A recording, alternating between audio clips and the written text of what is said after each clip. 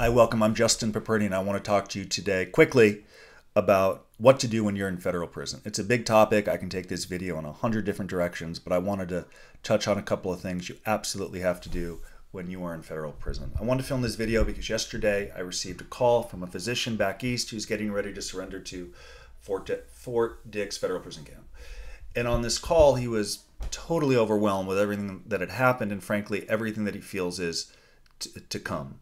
And he didn't mean to dismiss me or insult me, but essentially on the call he said, well, it appears very easy for you. And I said, well, what do you mean? He said, well, you have a blog and a YouTube channel, and you have books, and I see that you've lectured all over the country, from NYU, which happens to be his alma mater, to the FBI, etc. And he said, well, it just appears easier for you.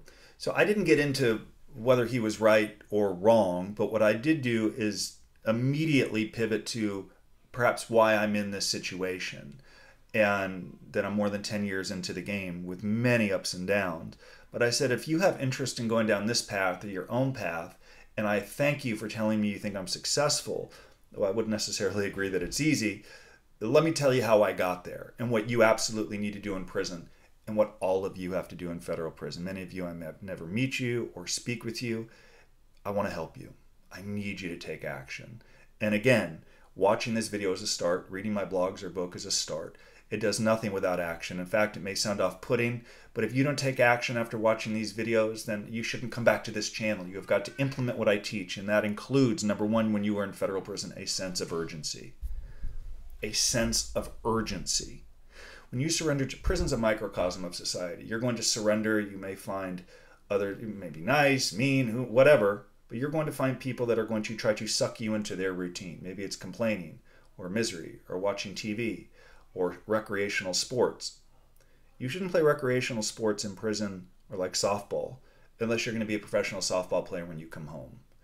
If that's too rigid for you, okay, you have to create your own routine. For me and for my clients that succeed, there is an immediate sense of urgency from the time that they get there. There is no, hey, I just got here, I'm going to decompress, I'm going to chill, I'm going to work my way into it and just kind of see how it goes. And you can do that.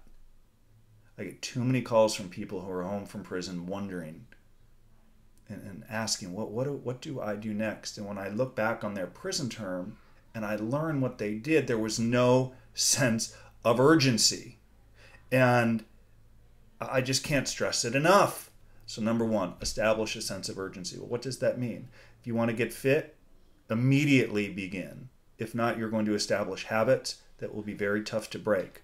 If you want to write, immediately begin writing. If you don't, you're going to fall into a routine or a habit that will be very difficult to break. If you want to establish your network, immediately begin writing letters.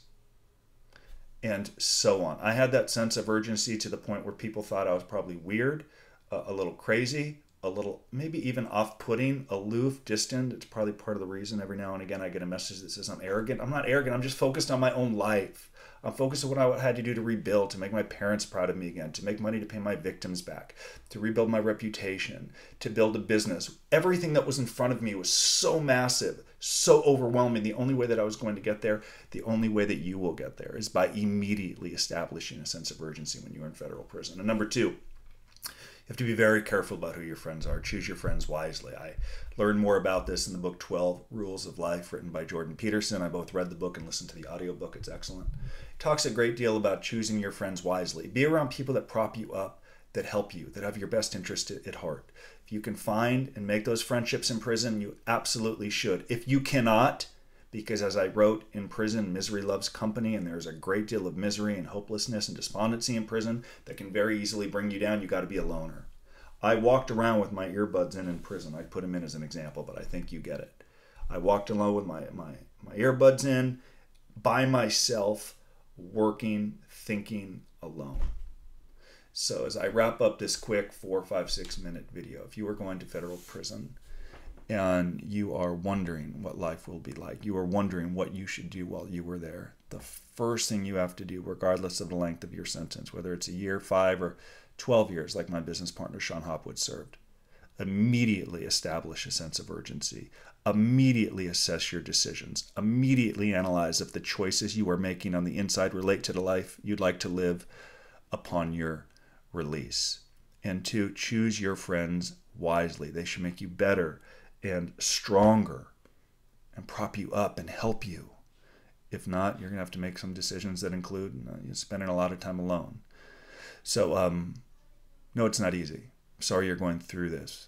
But if you're not prepared, if you don't spend your time wisely, life on the other side will be harder and more difficult than it needs to be. That's exactly what I told this physician surrendering to Fort Dix for a 40-month sentence. And it's exactly what I tell all of you. I wish you well. Hope you found value in this video. And as I've said before, work hard, watch, take action. Without implementation, we have absolutely nothing. Thank you very much. Bye-bye.